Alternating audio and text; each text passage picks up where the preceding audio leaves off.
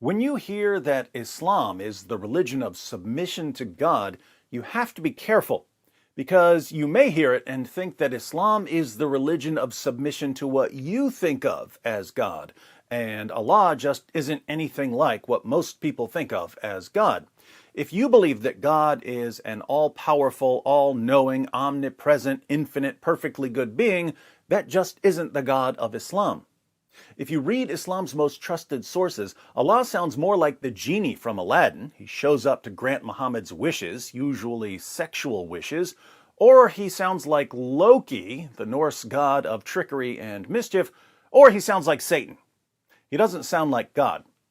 To see what I mean, think about one of Dr. Bart Ehrman's criticisms of the Islamic view of Jesus. According to Dr. Ehrman, if we know anything about Jesus, we know that he was crucified. I think historically, I think Jesus certainly got crucified. I think this is a historical certainty. I think on a historical basis, Jesus was absolutely crucified. I think that there is, as a historian, there's almost no doubt about that. But according to Islam, Jesus wasn't crucified. Muslims do not believe, the Quran says, that Jesus didn't really get crucified. He didn't really die. That it was somebody else who got crucified in his place. And so that's, yeah, well, that would be something that... So Dr. Ehrman is convinced that Jesus' crucifixion is a historical certainty, but Muslims claim that it never happened. This means that Dr. Ehrman is wrong according to Islam, doesn't it? Now, here's the question for Muslims, and at the end of this video, I'll expand it to 4 questions for Muslims. Why is Bart Ehrman so incredibly wrong about something he regards as a historical certainty? Now, I happen to know from long experience that this is when a bunch of Muslims will jump in and say, "But you think he's wrong about stuff too, David. You think he's wrong too." Not the point at all. Everyone disagrees with everyone else about something. Ehrman is an atheist. Obviously, Christians and Muslims are going to disagree with him on all kinds of things. But that's not what I'm talking about here. When someone is wrong about something, especially something important, it makes sense to ask why he's wrong. How did he come to a false conclusion? And according to Islam, there's a very clear, very specific reason that Bart Ehrman is thoroughly convinced that Jesus died by crucifixion. What is that reason? According to Islam, why is Bart Ehrman convinced that Jesus died by crucifixion? Well, according to Islam, Jesus wasn't crucified. Instead, Allah took him safely away to paradise.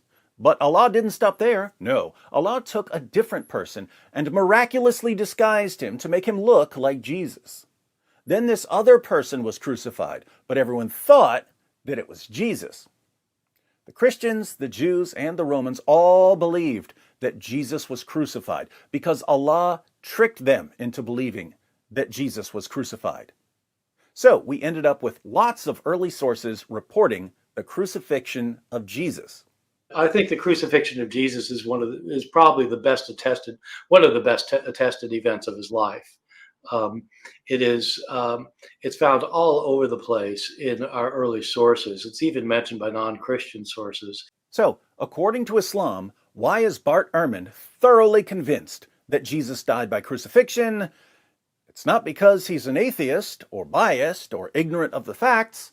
Bart Ehrman believes that Jesus' crucifixion is a historical certainty because Allah deceived him. And Allah didn't just deceive Bart Ehrman, he deceived literally billions of people, along with every respected historical Jesus scholar and New Testament scholar on the planet, because they're all convinced that Jesus died by crucifixion. Allah deceived billions of people, which means that, according to Islam, Allah is the best of all deceivers. Do you see why I said that Allah sounds more like Loki or Satan than what most people think of when they think about God?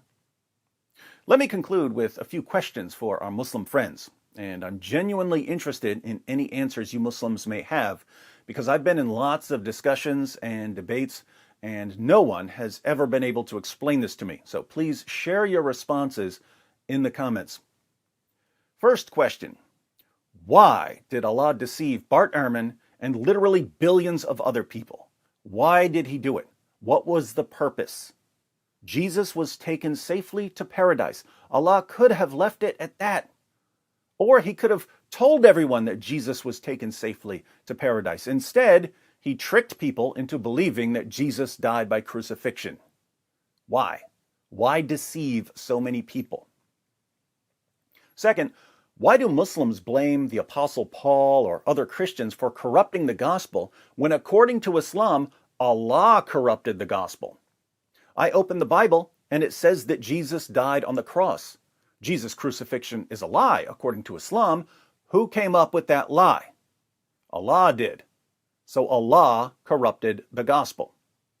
Why would he send Jesus with the gospel and then corrupt it?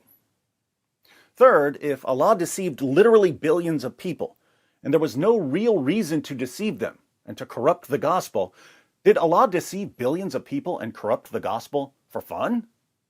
Does Allah simply like deceiving people for no reason? Fourth, if Allah deceived billions of people simply because it amuses him, if he corrupts the message of his own prophets just for fun, if your God is a cosmic trickster,